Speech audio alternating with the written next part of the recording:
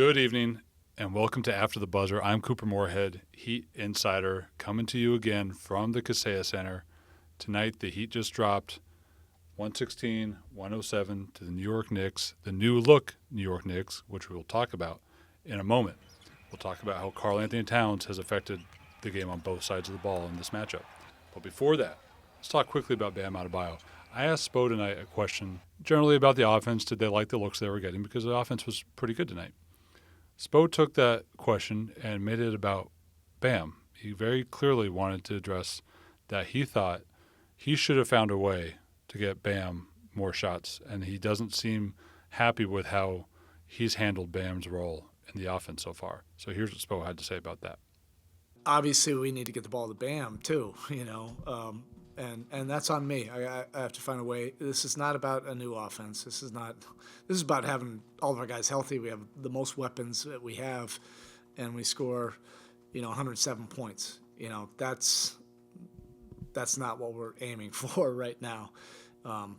Everybody's got to be able to feel aggressive. They got to be able to feel like themselves, and we'll get there. And that's on me, to get Bam in the spots where he can feel more comfortable, whether it's pick and roll, whether it's flashes, at the elbow, whether it's in the post, all the different areas where he can. We'll get better with that. Let's put a little numbers into context here. Bam, this season, has a usage rate of 17.9. Last year, it was a 24.9. Tonight, he had 31 front court touches, so we're not counting anything in the back court, bringing the ball up, anything like that. 31 front court touches. Last year, he averaged 47. Tonight, he took 7 shots. Clearly, Eric Spoelstra thinks he needs to find ways to get Bam more in rhythm. Here's what I think is happening so far. When Bam first started in the starting lineup with Jimmy in those first couple of years, very motion-heavy offense, a lot of actions, multiple actions flowing together, a little bit like what they're trying to do now. Bam was the hub of that offense. He was facilitating everybody else's offensive game. Screening for Goran Dragic back then, handoffs for Duncan Robinson. That was Bam's role. Get the offense going and moving, and then finish when appropriate. Over the past couple of years, Bam took on more of a shot creation role as he was developing, as an individual. More isolations, more post-ups, hunt the mismatches. He and Jimmy Butler, kind of as a tandem, became the mismatch hunters for this team. What the offense is right now, and let's be clear, this is not really so much a new offense thing. This is a everybody's healthy thing, as Spoelstra said. They have creators in Terry, Tyler, Jimmy, Bam, and Jaime Jaquez Jr. off the bench. They have a lot of shot creators, right? So with all those shot creators, I think Bam, of all of them, is trying to find the balance because he's the big guy. He's the guy who can pass. He's the guy who can move the ball, get around the floor. He's finding the balance between the version of himself that was facilitating in those first couple of years with Jimmy and the version of himself the past couple of years with the shot creation.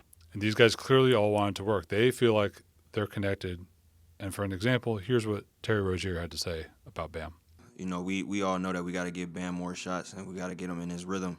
So that's something that, we got to talk about and starting with me, I got to do a better job of. But, sometimes when you're out there just playing, you got guys that's trying to connect with others out there. Sometimes best shot is, it may not be for Bam, but like I said, I got to demand it and make sure he's feeling himself. So that's the Bam part of the equation, which we're talking about because clearly Spoelstra had it on his mind. Let's talk about the Knicks part of this now. They acquire Karl-Anthony Towns just before training camp on top of the Mikal Bridges acquisition during the summer, traded for OG Anunoby last year. This is really a new-look Knicks team. And they had been going through their own sort of feeling out process a bit. They had felt like Karl-Anthony Towns hadn't been involved enough, hadn't really gotten going in the offense.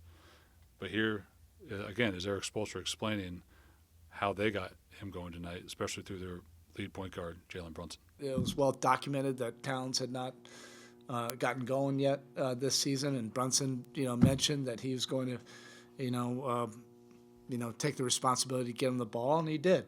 It was very clear that they were trying to get him the ball, and Brunson was just kind of facilitating in the first half, and then, when he needed to make plays in that second half, particularly late third and fourth, he was able to do that as well.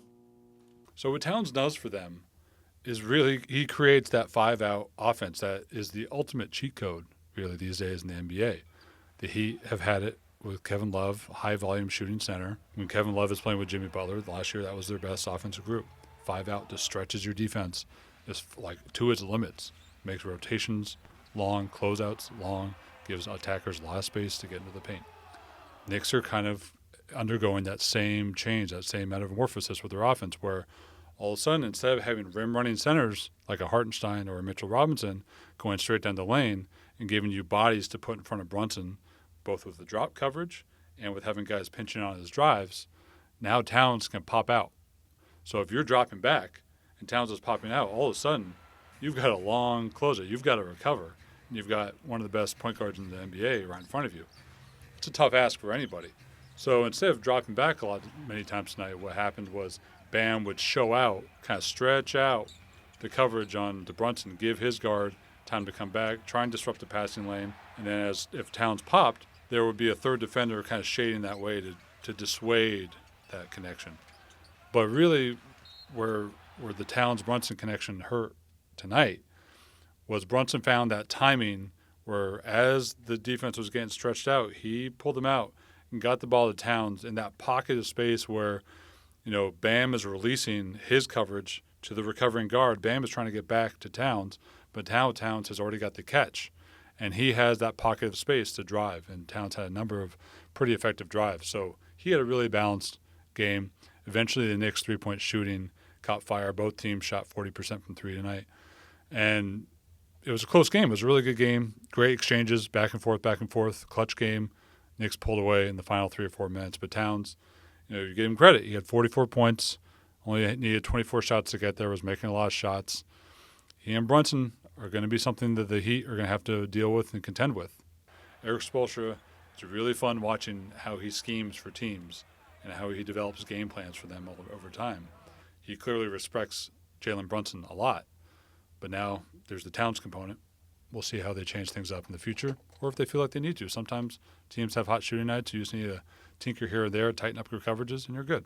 We'll see how it goes.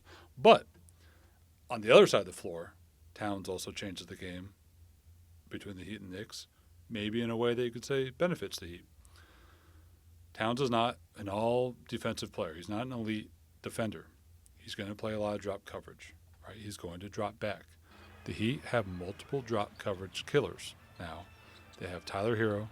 They have Terry Rozier. Duncan Robinson on a handoff can hurt drop coverage a lot.